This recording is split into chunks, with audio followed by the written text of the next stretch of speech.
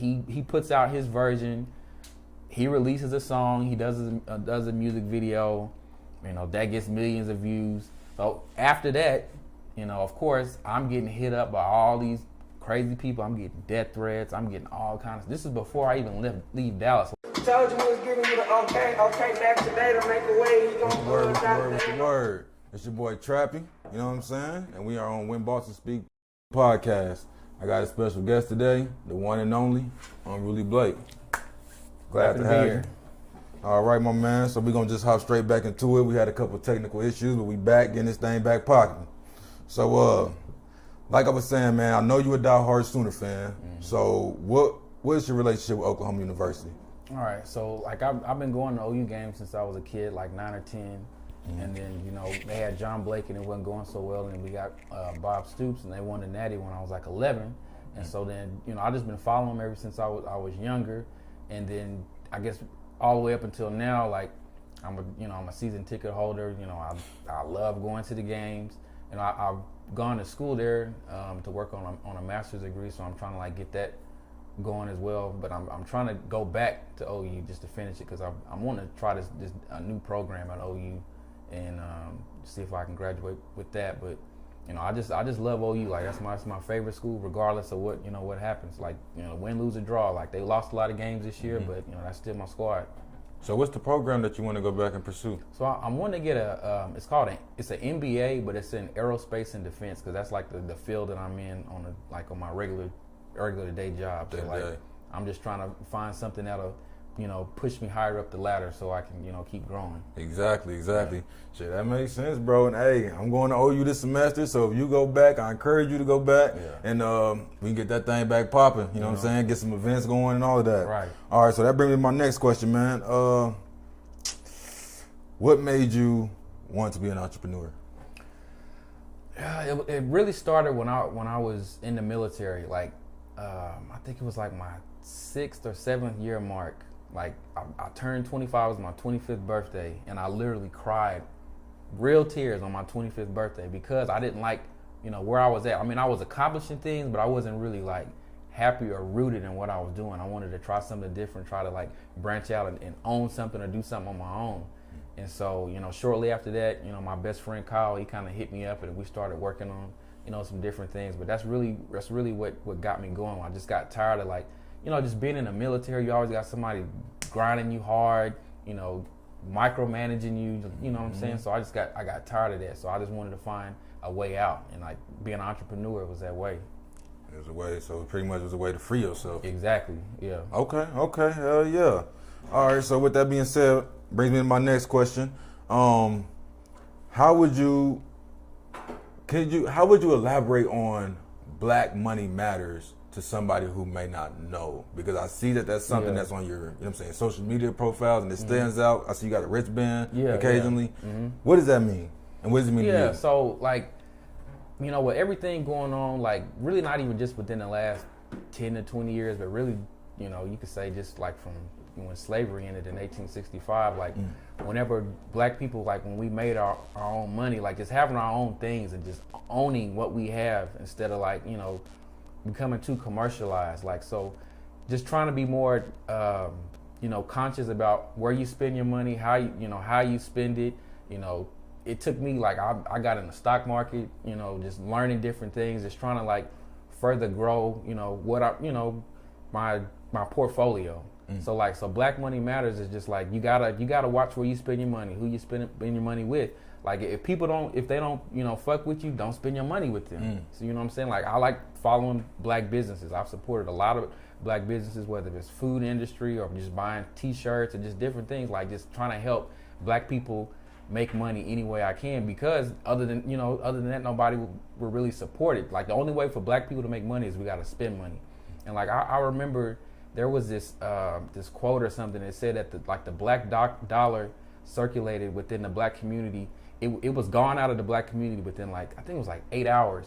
But like in all these other communities, it was days. It was like 15 days, 20 days. Like we're just so quick to spend our money in all these other different places. We don't even spend it with ourselves. So 100%. That's where that came from. So ultimately, and correct me if I'm wrong, so ultimately what you're kind of saying is that Black Money Matters is in a way we're trying to take control of the economy. Exactly.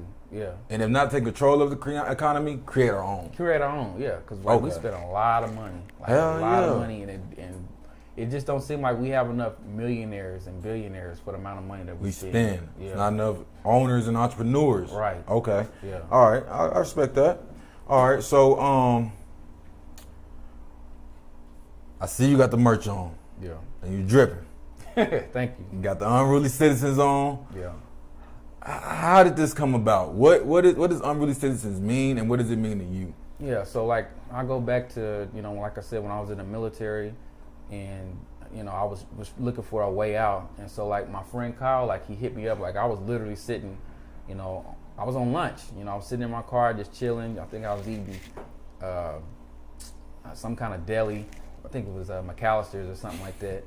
And like he was just telling me about this clothing brand. Like originally it was gonna be called Suburban Thuggin', because me and him were from the suburbs. Like we just wanted to find something that like correlated to where we was from. So originally it was called Suburban Thuggin'. It was how it was gonna be. And then like some of the guys that we were gonna do that with, we had like some creative differences. So we branched out and we came up with Unruly Citizens. And so Unruly Citizens to me is just really like just challenging the status quo. And I would say like the status quo is just like if you look around, like if you just look on the landscape of like doing concerts and stuff, like you have like the big promoters like the the Live Nations, the AEGs, they're doing all these big things, but they don't bring like certain artists here. So like that was something that we wanted to do, and it was like changing the status quo. Like we can bring 2 Chainz, we can bring the Migos, we can bring Juice WRLD, we can bring all these other different artists that normally don't come here. We can bring it to Oklahoma City. And so that's just really what it is, just like challenging the status quo, just not accepting, what it is for what it is. Like they say Oklahoma is a D market, but like, there's a lot of people here in Oklahoma, and it's 100%. Constantly growing. Like if you just look around, especially on the north side, because that's where I live, I love the north side. It's constantly growing. They constantly bringing new businesses out here. And so, that's just what it is, just challenging the status quo and just bringing, entertainment to Oklahoma. Hell yeah, man. Okay, that's a beautiful thing. Yeah. Now, so it's not just clothing then, it's more than just clothing. It's entertainment. It's entertainment. And it's more so like ultimately like a lifestyle. You know what I'm saying? Exactly, that's what we are. We have a mantra that we're a lifestyle brand. So like, we try to bring the clothes and the music together. Like a lot of times at our shows, we'll have our own merch booth there. And then like, we'll just have just different things. And so like we plan on really hitting the merch back soon, so y'all be looking out. Oh yeah, 'cause I need some of that, man. I need that. You got the hat on and shit. I need all that. All right, say that. All right, so, who is all a part of Unruly Citizens? I know you mentioned Cal, and you mentioned, you know what I'm saying? He's a big. I think your mic went down. My mic went down? Oh, it fell? Oh, shit. My bad. Appreciate it. Good luck, bro. Yeah. All right, so who is all a part of? Hold on, give me 1 second, y'all. Are we good, family? Yeah, you good. All right, say that. All right, so who is all a part of Unruly Citizens? What are their roles, and what is your role specifically? Yeah, so, we've had some interchanging parts, throughout the process, because we've been around, 5-6 years. But for the most part right now, it's just me and Kyle. Kyle's the CEO. I'm the COO. I'm the right, his right-hand man. And we really, we collab together. Like if we're going to do something, we talk to each other, about what we're going to do as far as like with the merch or, dealing with this artist or, just different things like that. Like we just kind of, sometimes we take turns, like sometimes he'll take the lead on certain things. I'll take the lead on certain things. So it's really just like a partnership. It's a brotherhood between me and him. With black owners. Yeah, black owners. Okay, black owned company. I love to hear that. All right, so, and it's crazy that you kind of mentioned that, right? Because over the time, what I'm saying, we seen a lot of people come and go within the company. You know what I'm saying? And it's like, is there anything that you have to kind of say about that? Yeah, like I said earlier, like even with Suburban Thuggin', it's just creative differences. Okay. You just have different ideas, and sometimes other ideas are good, but then it's just like if we're trying to push it a certain way, and if other people's not feeling that or they're not willing to push it as hard as we are, you just got to kind of let them go. So pretty much, if the vision and the dedication isn't there and up to par, then it ain't gonna work. Yeah, it's not gonna work. I agree 100%. All right, my man, we're gonna keep it moving then. So what are some things that takes place that people or ticket buyers may not know that goes into a show? You know what I'm saying? Because it's a lot of mishaps. You know what I'm saying? You have to expect the unexpected. So can you kind of bring us into that world? Yeah, it's. I would say almost every show there's something that's unexpected. Like, you know, I would say, like, I'll just name some of the different things. So, like, you know, when we brought Ski Mask, you know, the first time, you know, he didn't show up. And so the second time, you know, he came, but, like, we had got a call, like, that day he wasn't going to show up. Like, we had to negotiate again, throw him some extra money just for him to come.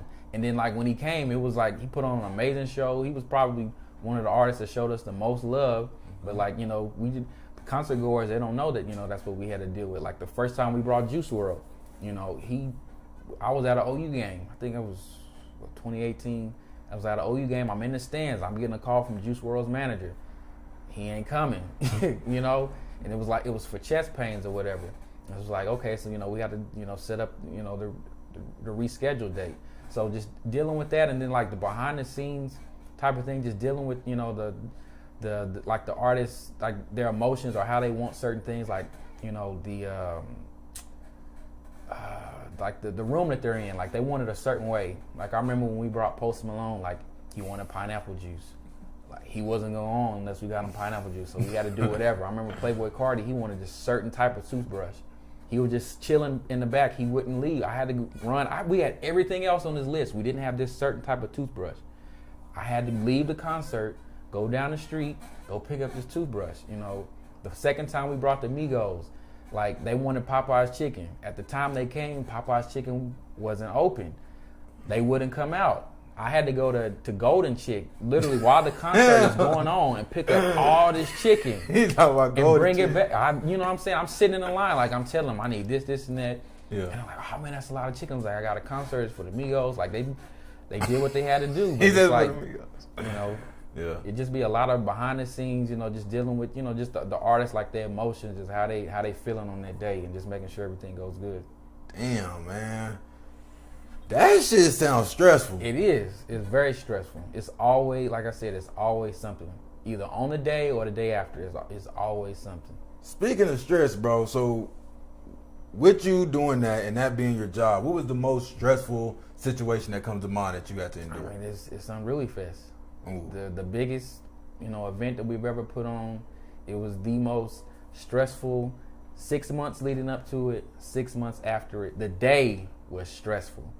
Getting through the night before, getting through the day after, the preceding days after, the whole entire year, I say 2019, it was stressful, and it was because of Unruly Fest. Okay, so for those who don't know, what is Unruly Fest? So Unruly Fest was it was a concert series that we had we were doing in Dallas at the Star in Frisco. And so it was our biggest deal. We had signed like a 3-year deal with the Dallas Cowboys, their organization, and we were going to put together 3 festivals at, I think it was going to be at the Star, and then, like, if it grew big enough, we was going to go to Jerry's World. And so, that was our agreement. We went, a lot of brainstorming went into it, and the artists that we originally wanted, we were not able to get. And it kind of spiraled after that, and then just whenever we wanted to announce it, we couldn't announce it at the time. There was a lot of things that I wish we could do differently, just behind that whole situation, where I feel like we would have been more successful. But yeah, that's what Unruly Fest was. That was like our big shining moment. Like, 2 black entrepreneurs were in business with the Dallas Cowboys organization. We're bringing their first hip hop concert ever to the Frisco, Texas. That's what it was. It at the time it was pretty big. Bro, at the time that shit was huge, bro. I ain't gonna lie, that shit was huge. So what are some of the complications, or like you mentioned, the things that you would have done different? Yeah. What are some of the things that come to your mind? So, like, when we originally announced the show, it was like March. Like, if I could do that over again, which at the time we were trying to push to announce it as soon as we had Future and Juice WRLD, their agreement, they were agreed to do the festival. We should have announced it in like January, February. And I say that because at the time, Juice WRLD had never been to the state of Texas. So with us, it wasn't something that we wanted. It was our partners at the time, which was the Cowboys. They wanted to wait until we got more of the lineup filled out when, you know, we really didn't want to do that. But at the time, say if we announced in January, we probably get about 7,000 or 8,000 tickets sold just like that. And I say that because we waited so long that Juice WRLD announced a tour, and then his tour is going to Dallas. And he immediately sells out the very first day they announced. Then they have, and this was like a 4,500 capacity venue. Then they opened up the second night. That shit almost sells out. And I went to both of them, and I would say between those two events, that was like between 7,000 and 8,000 people that were there. So imagine if that's in a 2-day time frame. If we announced Juice WRLD's coming to Oklahoma City, or not Oklahoma City, to Frisco, Texas, those 8,000 tickets are ours immediately, because that's what happened for him. So that's probably the biggest detriment to what we were trying to do, was that we waited too long in order to announce it. Damn. Okay. Shit. So it was a lot of like, when it comes to like events and things of that nature, there's so much planning that goes into this shit. Yeah. Like damn. We had started planning for the festival was in like July. I would say, we had started talking to the Cowboys about it in like June or July of 2018. I think it was July 2018. And then by I say September, October is when we already had our agreement. And I think by the end of December, we already had Juice WRLD or that agreement already done, because we already had a good relationship with them. And the next artist we was going to try, we were so close to getting Cardi B. And at the time, Cardi B, well, I mean, she's still big now, but at that time, she was, it was crazy. We was this close. Everything was trending towards it. And then I feel like Live Nation, they saw what we was trying to do. Because there was already all the artists that we was trying to get, Live Nation was telling them essentially no. Because Live Nation, they own artists, they own venues, they own the ticket company, they own everything. So I feel like they were trying to sabotage, what we were doing. I don't have no valid proof on that, but that's just my opinion of what was going on. Why we couldn't book certain artists, because it was Cardi B, Travis Scott, Kendrick Lamar, all these different artists that we're trying to get. Well, I'm being told no, and we're even offering more than what they were going to be getting through other deals that they were supposed to get, and they were still saying no. So that's what makes me think it was an outside party that was kind of working against us, to try to make sure that it didn't go the way it needed to go. Okay, so ultimately, allegedly, it could have been outside parties, like you were saying, coming in these other artists' ear. Manipulating the situation. Yeah, manipulating the situation pretty much to where it made it difficult for you guys to get the product that you desired. Because the funny part, and the reason why I think that is because, Ariana Grande, she came to Oklahoma City back in 2019. And so the president of Live Nation, their Houston office, he reached out to me. And we went and met up in downtown Oklahoma City. We're chopping it up, we're talking. I'm just talking to him, thinking, about a possible deal. You know what I'm saying? But just after everything that happened transpired after that, that's just what made me think. I was okay, because he knew a lot of stuff about me that I didn't know that he knew. And so it was just months later, as I'm sitting in my, in my room, I'm just man, that motherfucker was probably, telling these people not to do business with us because they didn't want us to go up against Jambalaya. That's what I really think it was. That's what it seemed like, bro. Yeah. That's exactly. I ain't even gonna. It seemed like a chess game, bro. Exactly. Bro. It was Unruly Citizens. And I'm gonna go back to what you were saying, because it was y'all. It's and this is why I say it's a lifestyle. Right. Because y'all said y'all go against the status quo, when the status quo is kind of go against y'all at the same time. And instead of the people, these outside parties bringing y'all to the table, we getting some kind of deal. Everybody can work together. We can all make money together. Yeah. Just like y'all do, other people do with Rolling Loud and so forth. Exactly. So with the issue, that makes me understand more why Black Money matters. That makes me understand more why the things that you're saying resonate. You know what I'm saying? So it's damn. Yeah. Like we had talked to the guys, like you mentioned, Rolling Loud. We had talked to those guys, like, about potentially collabs or different other things. But they, it didn't seem like they wanted to work with us either. But then it's like years later, it just seemed like, okay, y'all doing all this stuff in all these different cities. Like that's the type of stuff we were trying to talk to y'all about. But it is what it is. Other parties, yeah. Allegedly. Okay. All right. So okay. So we see from the big spectrum of what was really going on. You know what I'm saying? Because a lot of people, we really didn't know that. You know what I'm saying? A lot of people, we buy tickets, we expect the show to go. You know what I'm saying? And we go to it without necessarily knowing all the things, the deals, the other parties, the miscommunication, the catering to artists. Right. So much things that just goes into place to make the show possible in the first place. You know what I'm saying? Yeah. And we kind of take it for granted in a sense when we buy that ticket, like, okay, this is the first thing. You know what I'm saying? Mm-hmm. Not even giving room of so much things that could, room for error. Right. You know what I mean? So yeah. I give, damn. So while we on the Unruly Fest, there was a lot of things going on. Yeah. You have the right to plead the fifth to any question. All right? Yeah. So I noticed, you know what I'm saying, you had some artist issues going on within the festival. Right. I noticed a part, Yellabeezy and his party had issues with MO3 and their party, and we're, we're not going to necessarily try to speak too much on him. He can't defend himself. Right. But I do want to get your part and see, like, is there anything that you would like to speak on, or what did you say in that situation? That whole thing, like, MO3, I know he's not here to defend himself, but he did a lot of lying, on his lives, and just the stuff that he was saying, behind the scenes, and then just even what he was saying out in front. He lied. I'm gonna give you the backstory. I'm gonna start from the beginning. We had Yellabeezy originally on the show, and so at the time, like we was dealing with some Dallas people that, we felt like we could trust at the time, and they were saying, well, maybe y'all should throw Mo3 on there. It was like, okay, we'll throw him on there, but we're not going to, it was so late in the game, it was like, we're not going to pay him. Like, there was never an agreement of any payment or anything like that. Like, the only person that we had on contract was Yellabeezy. And so, like, we reached out to Yellabeezy's people. They said it was okay. We talked to his manager. They said it was cool. I talked to Mo3 personally on the phone.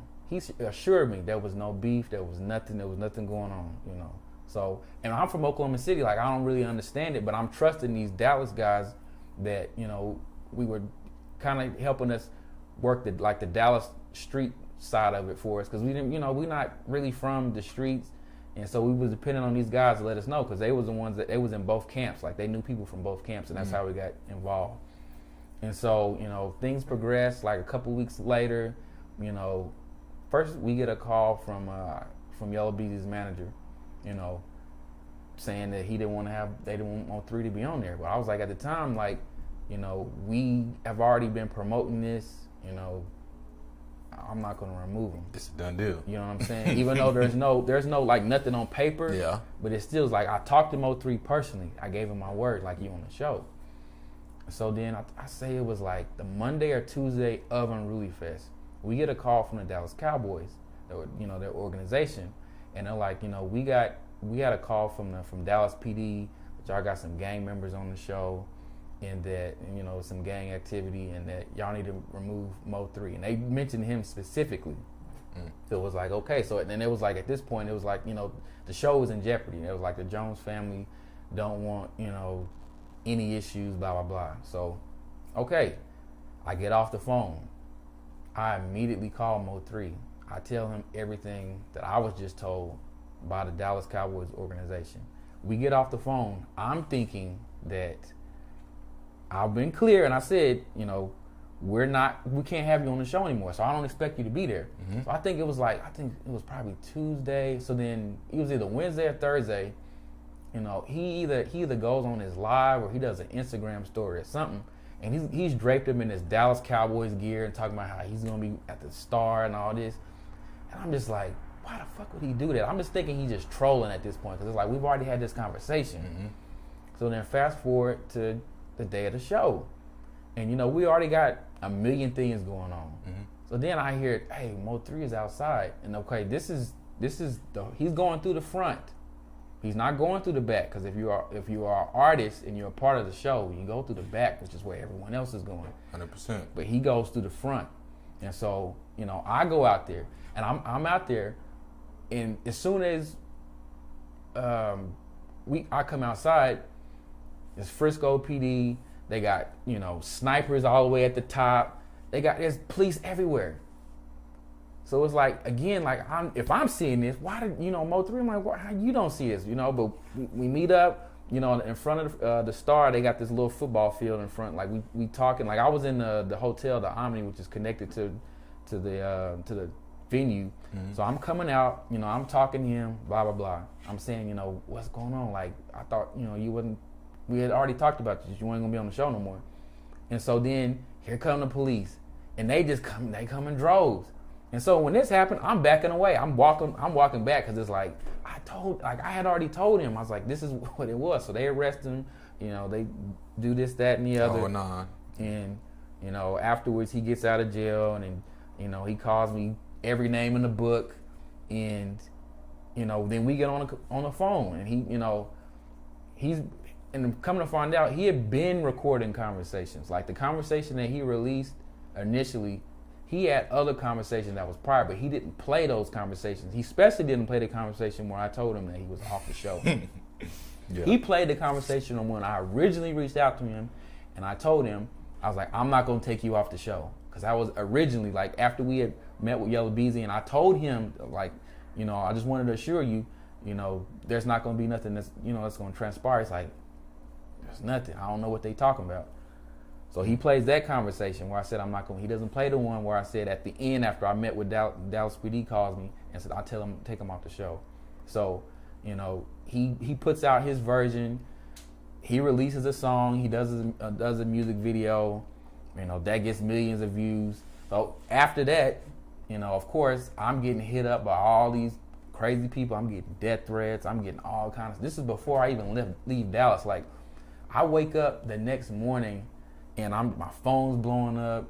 I'm just seeing all this crazy, the crazy shit that was going on. Then of course the video and stuff comes out later on, but it's just like I wasn't expecting it, and it was already the worst day of my life. And then here the next day, I'm dealing with all this bullshit because MO3 couldn't just keep it 100 and just be like, because he was supposed to be somewhere else. Like he was supposed to be in Kentucky or somewhere. He was supposed to do a show. Like he was supposed to go to that show and then come do ours like after that. Or no, he was gonna do ours and then go there after that. So in my eyes, he should have just went to Kentucky. Get your money. You know what I'm saying? But he decided to show up to Frisco, and then it was history after that. Damn. I did not know all that. Yeah, it was a lot. I spoke with him personally. Like there was never no, going back. It was you're off the show. I never went and said after he was off that he was gonna be back on. He just decided that's what he was gonna do. I hear you, man. Damn, that shit wild, bro. So again, like I said, a lot of people just do not understand what goes into making these products happen. You know what I'm saying? They buy the ticket thinking, okay, I'm gonna be there, I'm gonna be ready that day, not knowing if, you know what I'm saying, like just everything that really goes on to make this shit. You know what I'm saying? So like, damn, bro, that shit's crazy, man. All right, man. So we know. Well, I got a couple more questions about Unruly Fest. All right.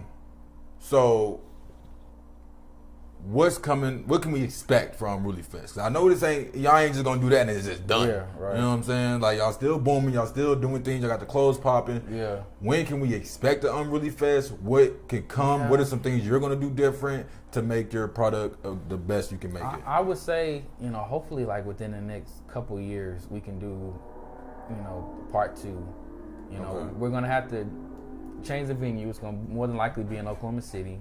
We're gonna have to find like, a spot here, and I would say not try to go as big because, that venue seated like 17,000. Like maybe start 5,000 or 6,000 capacity, and go that way. But I would say hopefully within the next couple years we'll be able to do a part 2.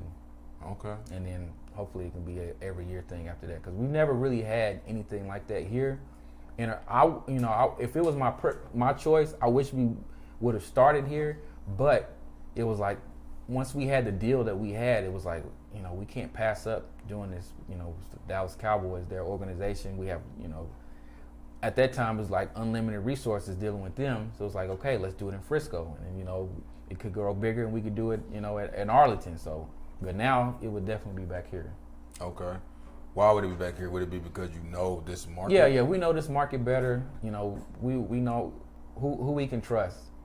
In Dallas, it was a lot of scamming. There was a lot of shiesty people that I thought we could trust, and that I thought had our our back, and they really didn't. So some people I would say that was from Dallas that was good, like that took care of us after the after Unruly Fest, because even the hours preceding after Unruly Fest, it was a mess. Like as soon as while the concert is going on, it's a mess. And once the concert is over, it's a mess. Damn. And there was a couple of people that made sure they took care of us and made sure we had a decent night. But okay, rather do it in Oklahoma City. We know the people here, and we know the landscape, and where we want to have the after parties and just different all kind of things like that. Okay. All right, so for the people out there that once again making these events happen, hey, do it in a place where you kind of know your target demographic. You know what I'm saying? It's going to be harder for you to say, I want to go to LA and do this show and make it happen. Again, you always got to expect the unexpected, so you never, it's only going to be more unexpected to come with that. Mm-hmm. All right. Hell yeah, bro. All right, so good shit. We're going to keep it moving.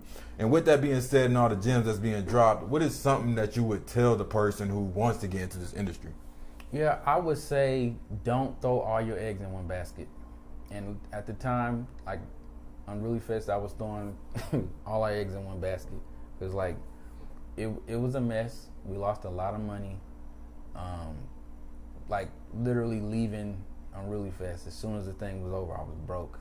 Like, I spent my last, at the time, $1,500 on some t-shirts. And like, I'm sitting at the show, and it's Yellabeezy and like he had like 50 people on stage, and somehow they found my box of t-shirts, and they was throwing them all to everybody in the crowd. I'm just like, this is literally my last month. Like, I'm trying to sell this. Like, this was I'm talking hundreds of thousands of dollars event, and it didn't go the way we wanted it to go, and we would, it was really literally spending our last, like, up until the day, like. So don't, like I said, don't put all your eggs in one basket. But like I would say, like even up until the day, like we're getting a hotel, at the Omni for Future's party. Like we're spending $5,000 and $6,000, $7,000, for that. And I'm trying to find a place to stay the night before. Like I remember it was like 2 or 3 o'clock in the morning the night before. I still didn't even have a place to stay that night. Like I ended up having to find like an Airbnb like at literally the last minute, so I could get like a few hours of sleep. Like it was just, you cannot put all your eggs in one basket. And that's literally what I did, what we did. You have to diversify. You have to have other things going on, because if the shit don't go right, then you are fucked that night or proceeding after that. You're fucked. So yeah. Okay, there it is. Don't put your eggs all in one basket. Yeah. Man, bro, that shit wild, bro. Yeah. Okay, so with that being said, which one? Let me see. All right, so who was your favorite artist you booked and why? I would say Future is my favorite artist that we booked, but I didn't get to enjoy the night, and it sucks. Like I didn't get to meet him. I didn't get to take any pictures. It was just a crazy night, but that's one of my favorite artists. Like in my eyes, he's one of the top 5 artists of my generation, and I booked him. I had the opportunity to meet him, and I couldn't do it. It didn't work out. But yeah, Future, like just seeing him perform March Madness live, I got that on my phone. Like it was amazing. It was amazing. But I would say the best artist, as far as performance wise, is Juice WRLD. Like Juice WRLD put on. We booked him for like 2 or 3 shows. Like we did 2 regular concerts and then the festival. He was the best artist performance. Yeah. Rest in peace to the legend. Rest in peace. All right, so who is like on the professional side? You know what I'm saying? Especially when we're talking about like the business and deals being done. Who is the artist where it's like, all right, man, you know what? It's easy to do business with him. It's clean, clear every time we do business with him. We got, you know what I'm saying? Ain't no hiccups. A lot of hiccups. Right. Gucci Mane. He was the easiest one to deal with before he got here, when he got here, after he got here. you know, like, you know, we was able to make connections with his manager. You know, we've done business with his manager even afterwards. Snake, like it's just been he was the most professional. He didn't smoke, he didn't drink, he just came, he performed, he was on time. You know, Post Malone's another one. He was on time. I think he might even came the day before. Like, it was just, you know, it was great. Yeah. Type shit. Okay. All right, so. I got a question, Blake. Mm-hmm. Oh, what's up? I know you can't see me, but you was talking about Juice WRLD, and Juice WRLD seems like a real genuine person. Yeah. So, and he was rocking y'all's merch, everything like that, showing real love. So, how was it when he passed away? How was that on you? Man, that was really hard. Like, and I would say I wasn't surprised. That's the part that really, I would say, hurt the most, because, you know, we wished like he would have done things differently, or he would have, you know, not been on the substances that he was on. But like, the reason why I say we're not surprised is because like the first show that we booked him, you know, he didn't show up, and it was, you know, due to chest pains. So, you know, that kind of already kind of gives you an idea. So then the next show, the remake, you know, we do, you know, he shows up, and, you know, mid-set, he's throwing up, like literally performing a song, going to the end of the stage, he's throwing up purple stuff. Like, just seeing that after the show, you know, him being rushed to the emergency room for chest pains. He's sick. Like, I'm hoping that night, literally that night, man, I hope Juice WRLD does not pass away in Oklahoma City. Like, you know what I'm saying? And the crazy part about it is one of the partners that I was with on that show, they was like, man, we give him 6 months, you know, just based off of what we had saw just in that small time frame. And of course, you know, he went longer than that. And so I'm thinking, okay, you know, maybe he's, you know, getting a little better, or, you know, he's being a little bit more selective in what, you know, how he, you know, uses. And so then just getting the news, it hurt. But, you know, like I said, it wasn't, I wasn't surprised, but I really hate it, because like he was one of the best artists that I've ever seen live. Like, I remember one of the shows that we did, you know, Ski Mask was supposed to come out with him, and Ski Mask didn't show up. Like, I was in Dallas the night before, I was at the show, Ski Mask was there. We go to the next night in Oklahoma City, he doesn't come. Juice WRLD performs even longer. He, you know, taking up for Ski Mask's set, and it was just an amazing, amazing performance. And so that's why I say he's my favorite artist, one of my favorite artists that we booked performing live. And, you know, I just hate, you know, what happened to him. I wish he was still here. You know, it just sucks. 100%. Yeah. That shit's crazy. You got any more questions, Shawnee? No, that was it. All right, say that. Damn, rest in peace to that living legend, man. Yeah, That's definitely a legend. Crazy, man. Like, we booked Juice WRLD. We was his second ever show. Like, it was, we got him before he was like really, really hot. It was just something that, you know, that we saw, and then it just took off after that.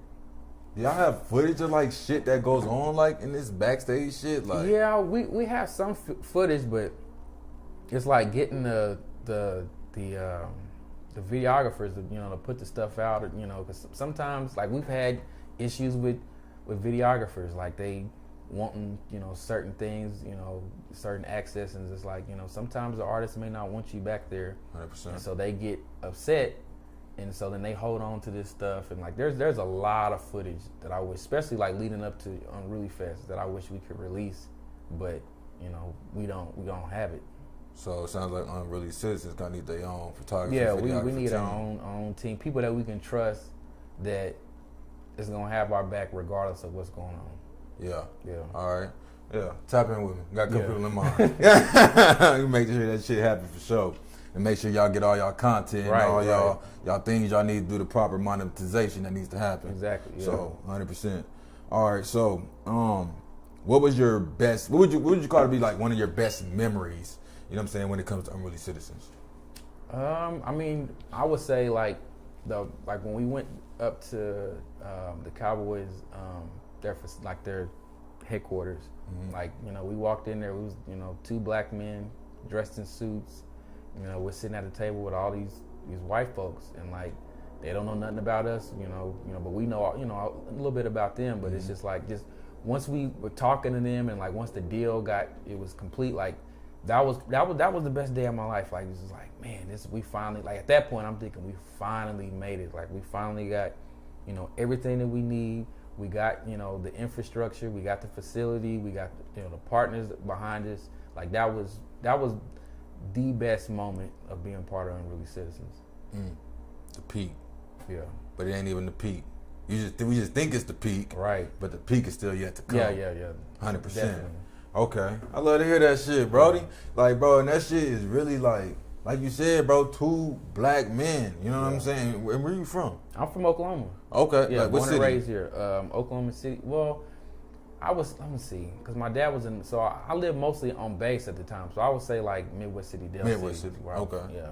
Hell yeah. Okay, bet that. Like, OKC, you know what I'm saying? Yeah. In the Dallas Star at this table, and it's a moment like, kind of like, damn, we got here. Yeah, we made it at the time. That's literally what we're thinking. In the next couple of years, we about to be millionaires. Like that. That was a peak at the moment.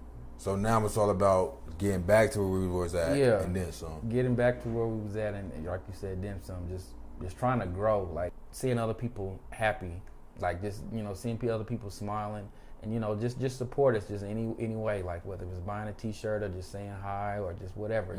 Just always support us. Just hitting that share button right there. Yeah, like, share. You might not even buy the ticket to that event, but you just shared it, and now 5 more people just bought the tickets. Exactly, yeah. So, yeah, I understand. I feel that shit, bro. Again, I appreciate you coming through, man. It's definitely a